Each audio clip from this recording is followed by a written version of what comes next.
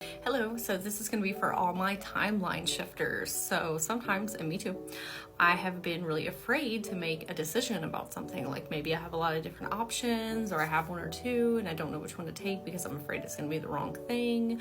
And then it's going to lead me down this big rabbit hole spiral, right? Or things are going to get wonky and start to crumble. And so what I've learned on my journey is that sometimes that indecisiveness, that indecision and worry that we're making the wrong decision keeps us from making any forward movement. And so I wanted to share this cool shamanism card I have here. This is called the many paths. And if you can see here, there's lots of different roads, but they're all leading to the same destination. So when you're a timeline shifter, you have a really solid foundation in the fact that you can make micro shifts where you need to. So something that my guides have been telling me is that it doesn't really matter what choice you make because there's no right or wrong. There's no good or bad.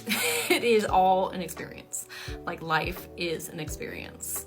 And what you can do though is trust in that if you feel like you are not headed towards your most optimal timeline, that you can make those shifts. And I've done that millions of times over my life. Like, oh, that doesn't feel quite right. Let me shift. This doesn't feel quite right. Let me shift. And so you can do that by micro timeline shifting. A lot of times people think it's like this huge timeline shift, and I've done that too, where I've made like huge monumental shifts where I have just completely switched over to a different timeline, and that's one way to do it. But most of the time it's those micro shifts.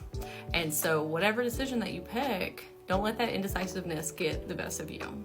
Like, you have got the toolkit to do those little micro shifts along the way, and it will always lead you towards your soul purpose.